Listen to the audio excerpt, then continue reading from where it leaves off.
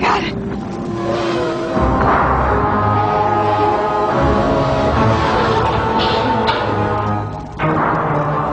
In 1984, film audiences were introduced to a new kind of villain.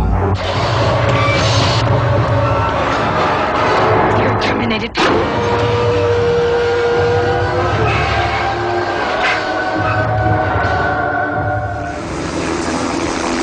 7 years later, writer-director James Cameron has re-teamed with stars Arnold Schwarzenegger and Linda Hamilton for the long-awaited sequel, Terminator 2, Judgment Day. If it is little children today or grown-ups, the one line that everyone always asks me to say is, you know, say, "I'll be back." Say that line. Come on now. Are you gonna be back or what?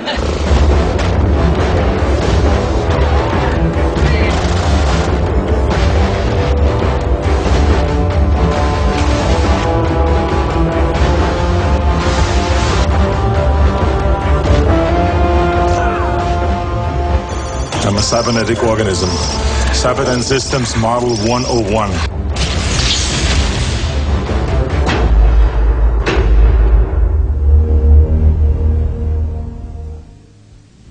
I'll be back. Those words took on new meaning in the fall of 1990 when cast and crew reunited in the Mojave Desert to continue the story of Sarah Connor and her fight against the machines of the future. The important element that's changed in her life since we saw her last is that she's had her son, John Connor, and he is now 10 years old. The new Terminator of the film is not targeted on her anymore. The child now himself is the target. Okay. For Cameron, Terminator 2 was only a matter of time. Action! It was inevitable that a Terminator sequel would get made, and I wanted to be at the helm. I wanted to make sure it didn't kind of drift off the concept of what it should be about. Cameron's vision of a killer cyborg from the future hit a chord with audiences worldwide. The Terminator represented something to people, a kind of a dark side of the human psyche. People want to have that fantasy of being able to do exactly what they wanted to do whenever they wanted to do it. I need your clothes, your boots, and your motorcycle.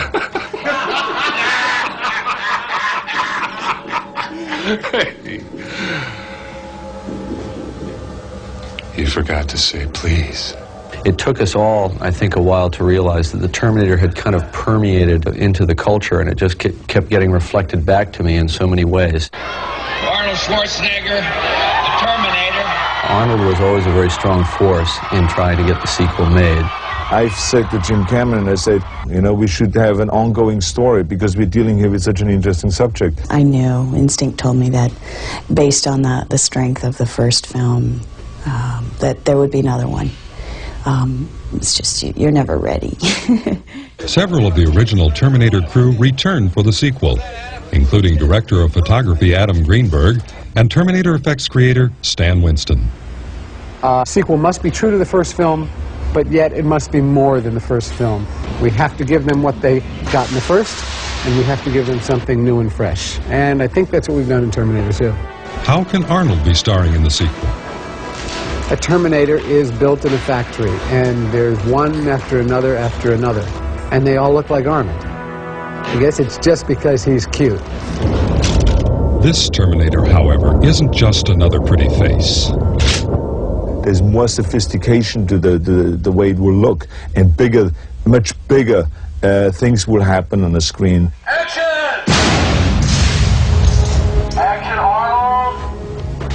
CO2! For 6 months, Terminator 2 combined the efforts of over 1,000 filmmakers, shooting day and night throughout the state of California to capture the many action sequences of the script. The production actually changed the course of a river to shoot high-speed chases in the extensive flood control channels of Los Angeles. Roll, guys, roll! The tight quarters and massive filming equipment often paralleled the action of the scenes being shot. a defunct steel mill was resurrected by the filmmakers, recreating the intense heat and light of molten steel. Ironically, actual temperatures in the mill averaged 42 degrees, making it difficult for the actors to work up a sweat. And in Northern California, a team of expert pyrotechnicians staged one of the largest police shootouts in cinematic history. And action, Arnold!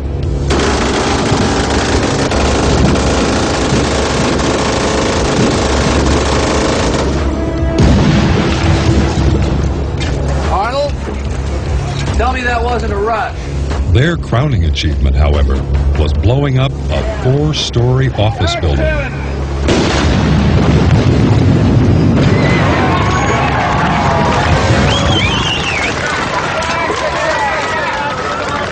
Were we supposed to roll? That was a rehearsal. I was waiting for your cue, Jim. Arnold and I working together, it's just like it was on the first picture. He's one of the most professional people I've ever worked with. He has incredible concentration. He takes physical direction like no actor I've ever worked with. And it's really a joy to work with him. Yeah, exactly. Early part of the shoot. It was before my method acting seminar. Although then, in 1984, he paid a lot of attention to the acting, he pays much more attention to the acting now. The way he goes about directing actors, how much time he spends with rehearsals, how much time he spends with perfection and with moves and gestures. I think you both go, and then freeze. So I would say that in that area he's much smarter and much more sophisticated. I mean, he wants to do basically everything because he has such a clear vision of what he wants to see, and see him ending up running with the smoke machine and creating smoke in front of the camera and then putting on blood and trying to do your makeup. That's why people always say that a Jim Cameron movie has a certain look, because it's a total representation of what he wants to see. Long before the cameras roll, Cameron and crew are hard at work, designing sequences and testing ideas in a unique mix of filmmaking and science. I do a lot of visual research, I do a lot of technical research. The more fantastic the subject, the more realistic the situation needs to be. Using extremely detailed models, Cameron designed sequences with the aid of a thumb-sized video camera. By blocking the scene in miniature, production designer Joe Nemec can alter a location or set to meet the specific needs of the scene. Also during pre-production, an ex-Israeli commando provided the cast with military combat and weapons training. Since the character of Sarah has become an expert marksman, Linda was required to master a variety of guns and assault rifles. It was really like entering the military and learning the mindset and coming up against myself in a big way. That was even more significant in terms of playing Sarah. Very good. She has so set herself down a path, a concentrated path of duty, that she's lost all touch with her son. You cannot risk yourself even for me. Do you understand? You're too important. She's a great warrior, but for what? You know, so what? She doesn't have anything that makes it worthwhile, you know. And also, my life. It's like, oh, we don't even notice the gunshot anymore. Why does it want me? It was a nuclear war.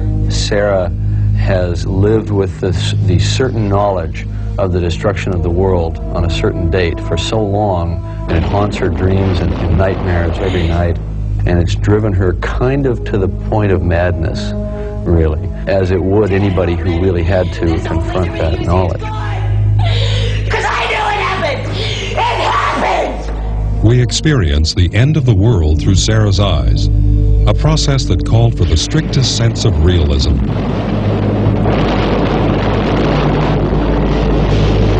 But even more powerful and haunting are Sarah's visions of the people. And he comes down, and action, he jumps off and covers up. Oh, stop. What'd you do? See Commando 10 times? When we had to create ashen bodies that were going to be blown away by a nuclear holocaust, it was very unsettling.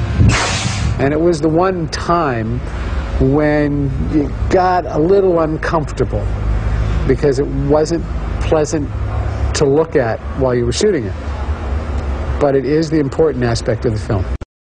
Judgment Day, the day Sarah was told the war would start, clearing the path for humanity's successor. The machines. Future War. For Terminator 2, Cameron mobilized an army of actors, stunt people, and special effects crews to create the final battle between humanity and the machines.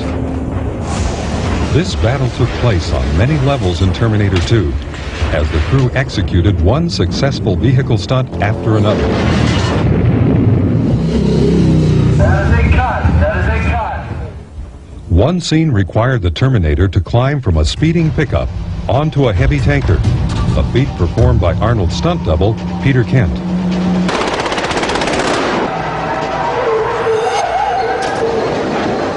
After a successful spin-out, the truck was rolled onto its side and dragged by a team of tractors.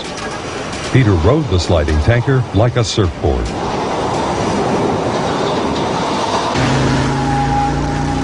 To protect young John Connor, the human resistance has sent the Terminator itself. My mission is to protect you. Who sent you? You did. This is deep. Playing the role of young John Connor is newcomer Eddie Furlong. It's almost in a way the classic story. I mean, he literally was just plucked off the streets of Pasadena and whipped into the vortex of making a movie. And Jim said, Eddie, I was going to tell you Friday, but don't tell anybody. But we picked you for this film. And I felt like hugging Jim, but he's a guy, so I didn't hug him. Cast with less than a month before production, Eddie began an intense period of preparation. In addition to his regular education, he received physical training, acting lessons, and motorcycle classes. Funny thing is, I'm sure it's nothing like anything he ever expected, and it's a total left turn in his life. But on the other hand, children have this remarkable capacity to just deal with things, whatever life throws them. They don't know how the world is supposed to be yet, so they just think that's okay. You know, it can be like this if it wants to be. One of the many tasks Stan Winston and crew undertook was enhancing the original Terminator makeup design. Originally, there were a number of stages designed or considered as Arnold stages in makeups for this particular production. An actor must know going into a situation like this that there is physical stress with this process. Fortunately, Arnold Schwarzenegger is a pro. 3 more hours of this.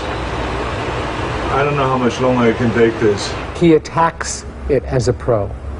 He doesn't complain. All right. But I need my foot massages, my oatmeal, my Austrian Christmas music. I need it all. Go ahead. Do it. This pre-made-up piece here is going to be glued to Arnold's face with the help of Arnold holding it. Hold on a second.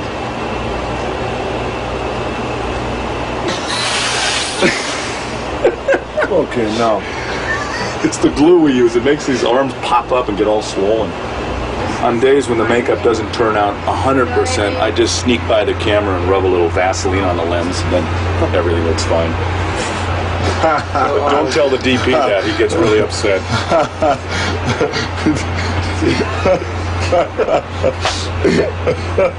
This was so funny. During the production, makeup artist Jeff Don and Steve Laporte and hairdresser Peter Tothball would transform Arnold into the flesh-covered Terminator an estimated 35 times, totaling 6 consecutive days in the makeup chair for Arnold. Not too much, because if you put too much blood on it, it doesn't. You can't see the work that's been done. You can't see the metal and the flesh that's gone. It just looks like a big bloody mess, like you slapped some hamburger on it. That's a good example, Jeff. Hamburger? I'm proud of it. Well, I'm hungry right now, so I use hamburger. People accept this possibility that there can be a blend between a human component and a machine component. And I think it's just an aspect of our lives right now, that we're so surrounded by machines all the time. And the fact that we can accept that, to me, is the most amazing thing of all. What it is I'm too handsome. No camera can take all these good looks. So what they do in every movie basically is they put appliances on and terrible makeup on to kind of tone my looks down a little bit, so I match up to the rest of the actors in the movie. So tell me, Linda, what do you think? I'm a little too pretty too for this movie, so. All right. Was my breath that bad? 2.5, 3 hours and he's done. The next stage for the makeup is stage 5, 6, 7. And it's basically the same that Arnold had before, just more chrome, more appliances. He'll have his eye plugged up so he won't be able to see out of it. And it'll take probably an hour, hour and a half longer to put on. He's going to love it. As one might imagine, Sarah has trouble accepting the Terminator as an ally. Although she doesn't know that he's going to come back, she knows that it's a possibility, so she's ready. No affection. You know, I've kept it really clean. Do you know what you're doing? I've detailed files on the human anatomy. I bet. Makes you a more efficient killer, right? Correct. Terminator in this film adopts certain human characteristics. You gotta listen to the way people talk. And if someone comes up to you with an attitude, you say, "Hasta la vista, baby." Hasta la vista, baby. That character slowly develops by the very fact of hanging around a human being. Jesus, you were gonna kill that guy. Of course, I'm a Terminator. Listen to me very carefully, okay? You're not a Terminator anymore, all right? And all that registers, and I start dealing with all those kind of emotions. The Terminator sent to kill young John is unlike any killing machine ever imagined. I call him a mimetic polyalloy, meaning that he's made of a substance that can imitate anything. Playing the T-1000 is Robert Patrick. Jim was looking for somebody that was sort of a mixture between the Protector character, which was Michael Biehn in the first, and Arnold Schwarzenegger, which is the Terminator. And I think he was looking for somebody that could look like he could possibly just be a human, and yet could be a Terminator, could handle the intensity to be a Terminator. Well, I wanted to find someone who would be a good contrast to Arnold. If the 800 series is a kind of human Panzer tank, then the 1000 series had to be a Porsche, an advanced prototype Terminator who was more fearsome than the old model. The thing I like about Robert was he kind of looks like a cat in a way. It's almost like it's about senses with him. You know, you feel that he's very in touch with the world and analyzing it and observing it. My character wants to completely take out John Connor. That's his mission.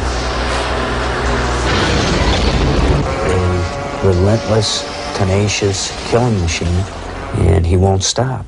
Though their missions are exact opposites, both Terminators stem from the same creator, the unseen supercomputer called Skynet. So it's like this is the first time you had to deal with evil, because Terminators don't fight Terminators. Right. It's never happened before. We stem from the same technology, so we've got to have some like programming there. Are you the legal guardian of John Connor? That's right, officer. What's he done now? So we're both killing machines, we're just different types. There was a guy here this morning looking for him, too. Yeah, a big guy on a bike. Does that got something to do with this?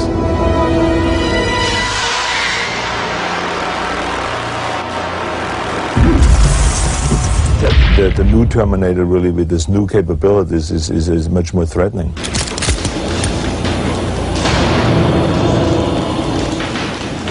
I'm basically death. You know, they're running from death. Both Terminators are programmed to complete their missions at all costs and without question.